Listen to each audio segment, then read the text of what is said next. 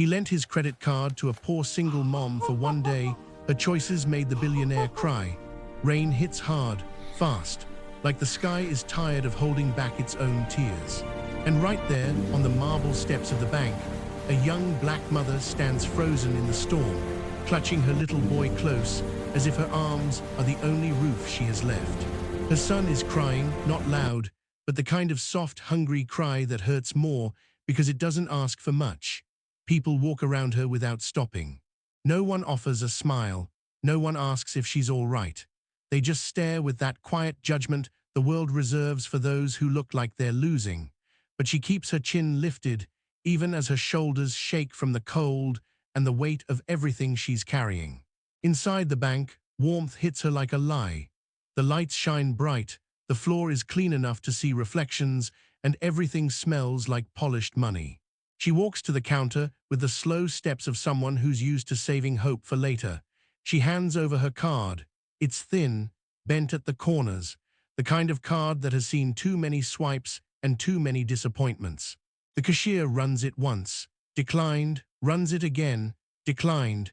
By the third time, the beeping sound feels personal, like a slap. The mother bites her bottom lip to keep her voice steady. She whispers an apology that no one answers. Her son tugs at her sleeve, whispering that he's hungry, and that whisper sounds louder than the entire bank. In the line stands Marcus Hale, billionaire, sharp suit, sharp eyes, sharp reputation. The kind of man who measures worth in numbers, not heartbeats. People move when he walks. Money surrounds him like armor, but today something slips through. Maybe it's the look in that little boy's eyes.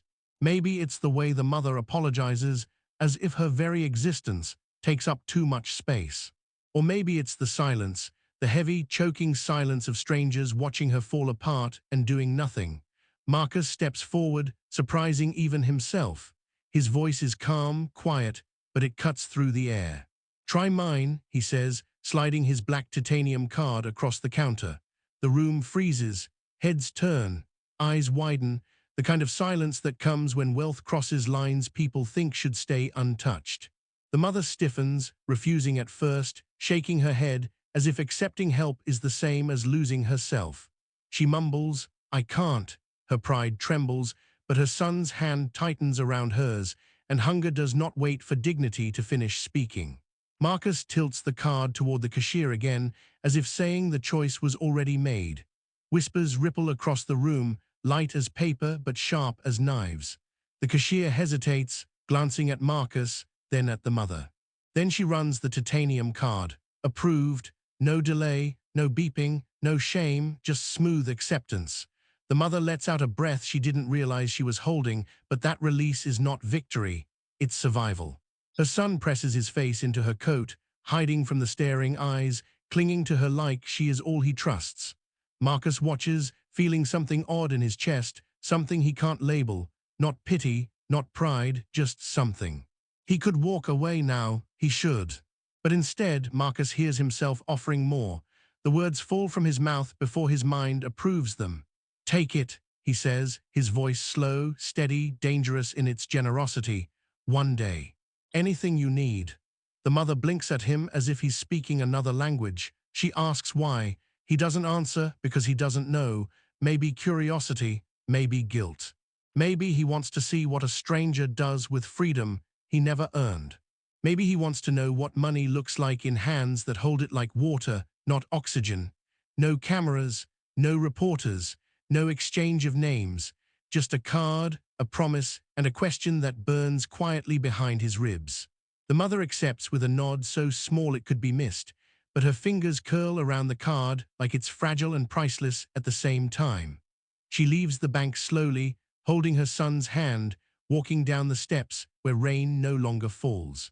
The sky is still gray, but somehow her back looks straighter, like she just remembered she still has choices left in her life. Marcus steps outside and watches her disappear into the crowd. She never looks back. He should feel powerful. He should feel in control. But instead, he feels something raw, like he just opened a door without checking what was behind it. Back in his penthouse, glass walls hold the city like a snow globe.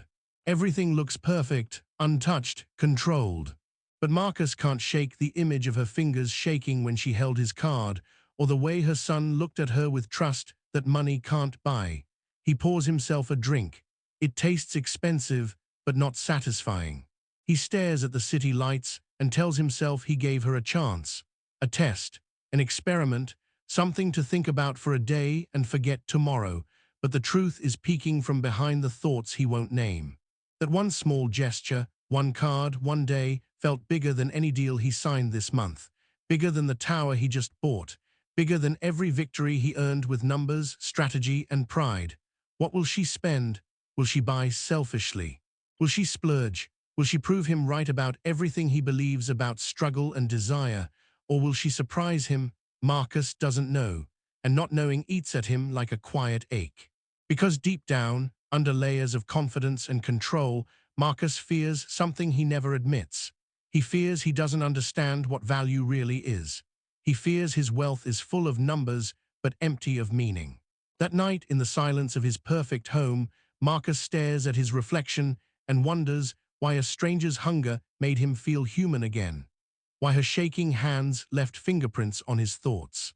Why giving away his card felt like giving away a piece of himself. He tries to sleep, but the sound of her declined card echoes in his memory. Beep, beep, beep. Each sound feels like a reminder that not everyone walks the world with a safety net under their feet. He lent her his card. Just one day, just one chance. But already something is shifting, not in her life, in his.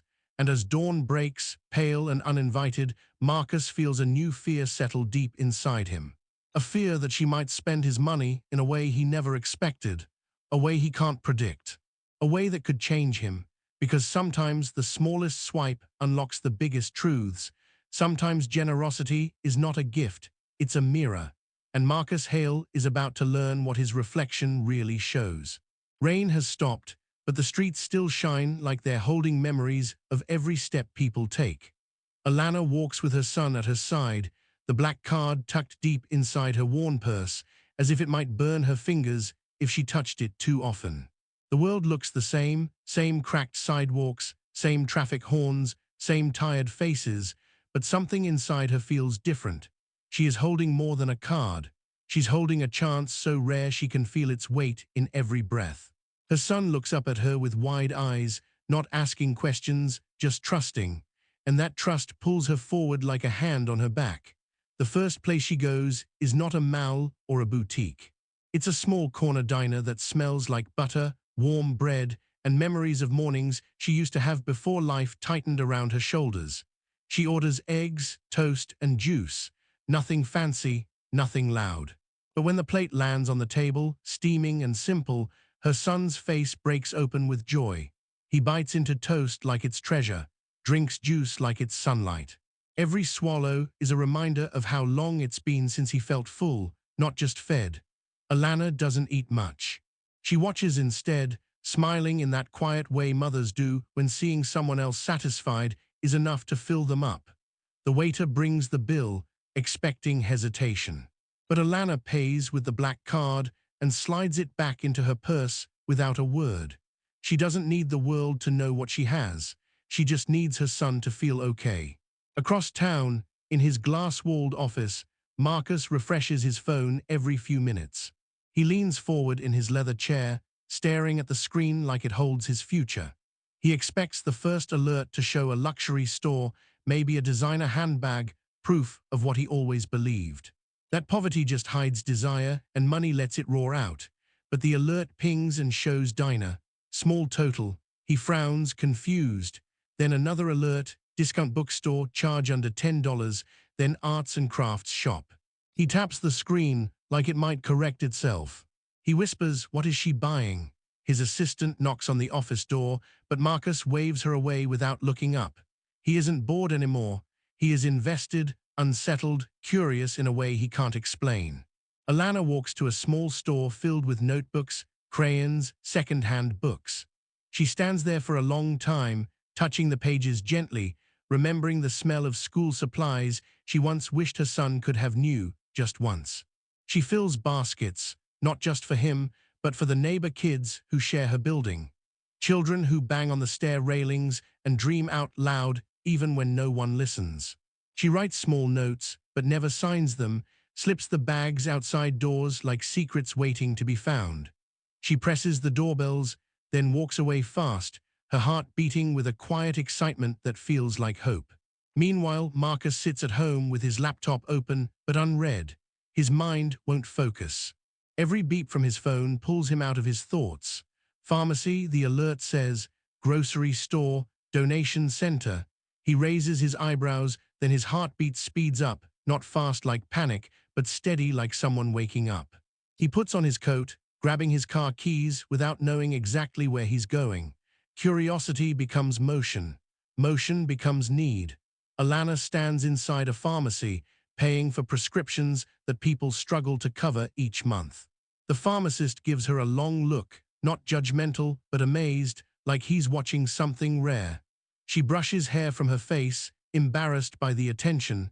She doesn't want applause. She just wants to breathe without the weight of regret pulling at her chest. Marcus drives through her neighborhood, eyes scanning for something familiar, a sign, a feeling, a clue. He finds himself outside a shelter he didn't know existed, though it's just 10 blocks from one of his buildings. He hesitates before stepping inside. The place is warm, filled with tired faces but hopeful eyes. People greet him carefully, unsure what brings a man like him to a place like this. A volunteer recognizes him from a billboard before realizing the confusion on his face.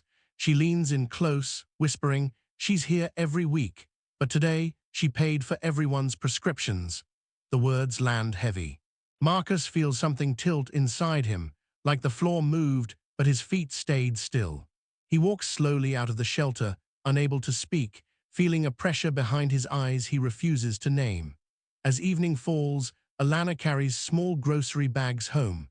She moves slowly, tired but proud. She buys a pair of shoes, not flashy, not loud, just sturdy. Shoes she hopes will carry her into interviews, into opportunities, into spaces where she won't feel invisible. When she puts them in her bag, she smiles, thinking of doors she might knock on soon. Marcus sees her from his car, parked across the street. He watches her walk with her son, her steps steady even though her shoulders look heavy. People notice her, neighbors nod with gratitude, children wave shyly, elders raise their hands in blessing. Marcus watches the way the street opens around her, not with fear or pity, but with respect. Respect she earned, not bought, and the billionaire feels small. In that moment, wealth becomes something different, not numbers, not power, not control, but the ability to lift others or to ignore them. Marcus realizes how often he chose the second option. Alana never had that choice. She lived her life lifting others even when she barely had strength to lift herself. The streetlights turn on slowly, painting gold streaks across the sidewalk. Alana walks toward her building, her son holding her hand, swinging his arm lightly, humming a tune only he knows. She pauses before the entrance, taking one deep breath as if preparing to step into tomorrow. Marcus leans forward in his seat, gripping the steering wheel, feeling something tighten, not around her actions, but around his own assumptions. He thought money gave answers. He thought wealth meant certainty. But watching her, buying carefully, giving away freely, choosing dignity over luxury again and again, he feels a quiet storm building inside his chest. A storm of questions he can't silence. What does it mean to be rich? Who taught him what value looks like? Why does her kindness feel like a mirror he isn't ready to look into? Alana disappears inside her building, her son close behind. The door shuts. Marcus remains parked for a long time, staring at the doorway as if expecting her to come back out with the truth he didn't ask for but desperately needs. The night grows darker, but Marcus can't drive away. Something inside him has begun to shift. He doesn't know the lesson yet, but he can feel it forming, like a whisper he can't quite hear. And somewhere deep in his chest, a small voice asks the question he fears the most. What if everything I believed about struggle was wrong? Marcus wakes early, but sleep never really found him. His thoughts ran in circles all night. Her choices, his reactions, the way every alert from his bank seemed to pull at something hidden inside him. By sunrise, he can't take the questions anymore.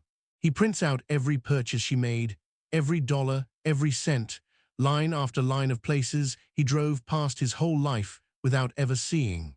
He grips the papers too tightly as he walks to his car, the edges bending under the pressure of everything he doesn't understand. He isn't angry, not exactly, but confusion has teeth, and those teeth chew at his pride. He drives through neighborhoods that feel different in daylight, less mysterious, more human. Buildings he once dismissed now look like places where stories live, where struggle isn't a headline but a daily routine. He reaches her apartment building and pauses outside, staring at the entrance like it's a door to a truth he isn't ready to know. He stands there for a long moment, breathing cold air, trying to steady himself. He is a billionaire used to answers, used to control, used to being the one who decides the terms, but this time he is the one who feels lost. Finally, he presses the buzzer. The door clicks open. The hallway smells like old wood and something cooking 2 floors above. Every step echoes, bouncing back at him like a reminder that he doesn't belong here, not because of class, but because he never learned how to listen. Alana opens the door with tired eyes but a calm presence. She isn't surprised to see him, but she isn't intimidated either. Her son stands just behind her, clutching a book like a treasure. Marcus swallows hard when he sees the boy's shoes, brand new, sturdy, the ones Alana bought with his card. Shoes she didn't buy for herself. Shoes that make the boy stand taller. For a second, Marcus can't speak. The list in his hands suddenly feels small, almost pointless. He clears his throat and steps inside. The apartment is neat but worn. Nothing matches, nothing shines, but the space feels warm in a way money can't decorate. On the kitchen table sits a designer handbag, still wrapped, untouched, unopened. Marcus stares at it because that was the purchase he expected first, the one he assumed would prove all his silent beliefs. But it sits there like a symbol of everything she chose not to do. Around it are paper bags filled with groceries labeled in marker. Mrs. Green no onions, for the twins, snacks for school, Mr. Thomas soup and crackers. Each bag is a story he never wrote. Beside them lie job applications in clean, careful handwriting, hope pressed into words, determination lined across every page. Marcus lifts one gently, afraid to smudge the ink. His chest tightens at the sight of her address written again and again, each line a step toward a future she refuses to let go of. But what catches his eye most is the envelope with his name on it. Simple, plain, folded perfectly. His hand shakes when he reaches for it, because something tells him this letter is heavier than it looks. Alana sits quietly with her son, watching Marcus without interrupting, without explaining, without apologizing. His fingers slip under the seal, opening the envelope slowly, like he's unwrapping something fragile. He unfolds the paper. The room feels too quiet. He reads the first line out loud, but his voice breaks halfway through. "You lent me money, but I spent it where I once wished someone would spend it on us." Marcus stops, his throat tight. He tries again, softer this time, as if the words might cut if spoken too loud. "Thank you for giving me one day to be the person I needed." He freezes. His arms fall to his sides, the paper trembling between his fingers. The silence that follows is thick, not the cold silence of judgment he saw in the bank, but the warm silence of truth finally spoken. Marcus looks around the room again, paper bags lined up with care, crayons and books stacked neatly for neighbors, shoes worn proudly by a child who once walked carefully to avoid holes in his old pair. Everything she bought is right in front of him, and so is everything she didn't. She didn't buy jewelry, she didn't buy clothes, she didn't chase attention or status or luxury. She bought help, she bought relief. She bought one day of dignity for others and for herself. Marcus feels his chest pull tight, like something is breaking open. It's not pain exactly, it's recognition. His eyes blur, and he turns his face away before the tears fall, but it's too late. They come anyway. He covers his mouth, trying to steady his breath. Alana looks down, giving him privacy even while standing only a few feet away. Her son steps forward, placing a hand lightly on Marcus's arm, and the simple touch cracks him open completely. Marcus sinks into a chair, the letter still in his hand, and lets the tears fall, not out of guilt, not out of pity, but out of realization. Realization hurts more than judgment ever did. He whispers almost without sound, I thought I understood. No one answers. The room doesn't need words. The truth sits between them like a mirror. In that moment, Marcus sees himself not as a billionaire, not as a man of power, but as someone who forgot that money is not the same as meaning. He had wealth, but she carried generosity. He had assets, but she carried purpose. She gave without counting, he counted without giving, and every dollar she spent became a reflection he couldn't avoid. The unopened handbag stays on the table, untouched.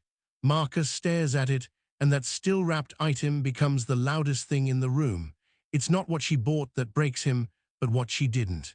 The silence grows heavier, filling the small space until Marcus feels like the walls are listening. His tears slow, his breathing steadies. He folds the letter again, gently, as if it's something sacred. He stands, nods once to Alana, and whispers, "Thank you." 2 words that carry the weight of everything he never said before. As he walks to the door, he glances back at the boy's shoes, strong, supportive, ready for the world. Marcus steps outside into the daylight, blinking hard as tears dry on his cheeks. The hallway feels long, each step echoing like a confession. By the time he reaches his car, he understands something unbearable. Money can buy comfort, but it can't buy character. He leans against the door, exhaling slowly, letting the truth settle inside him like a seed. The billionaire weeps, not because she bought anything extraordinary, but because she didn't need luxury to show him what wealth really is.